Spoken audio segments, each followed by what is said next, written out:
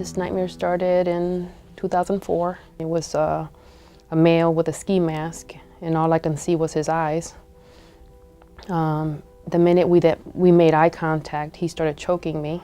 After 2 hours of torture by a stranger, He said, if you call the police, I will come back and I'll kill your kids, and kill you. Liz Garcia went to the hospital so nurses could collect evidence. She spent 7 hours telling police what happened. Then she anxiously waited. And I kept calling. They said that there was no DNA. In 2004, no male DNA was found to link a suspect to her brutal attack, so Liz thought they'd never catch her rapist. I always thought that somebody was following me. 12 years later, in the midst of testing thousands and thousands of old rape kits, investigators re-examined Liz's case because there were similarities to other victims who'd been raped by this guy, Nathan Ford. And in 2016, a new DNA test, not commonly available in 2004, was done. It matched. Liz was victim number 18 for this serial rapist. I was happy because I was able to get closure for my case. I remember crying in the office when I was told that they had DNA. I know it's the right thing to do for those victims to know what happened, to know in fact who their assailant was, and to know that that person is no longer out there and is a threat to them or to someone else. At one point I walked in and looked at the shelf where all these rape kits were that we had collected from police departments all over the state of Ohio.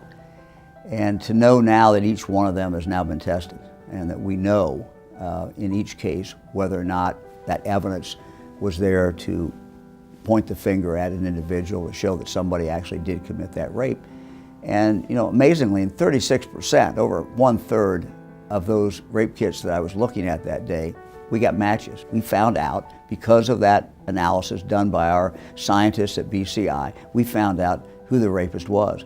And without those tests, never ever would have found that person, never would have known who the rapist was. I think this will be something that throughout my lifetime, when I look back, I'll think, we made a difference. And it wasn't just me, it was the great scientists that we have, the other people we have in our office. It's people who helped us investigate these cases later on, present them to a grand jury, take them to trial. We got something done that really mattered, really makes a difference. Without that mask, without those gloves, you're weak. Liz may have been Nathan Ford's 18th victim at one time, but she transformed into a survivor who found her voice when she faced him at his court sentencing. Beyond this day, I will no longer shed another tear over what you did to me. Like a whole weight fell off my shoulders, and I'm like, oh, I can go home now. Forget the anxiety medication, I don't need this anymore. I just felt like I can do so much more. I'm really grateful for everybody that took the step and is working towards this, because it's so important to us.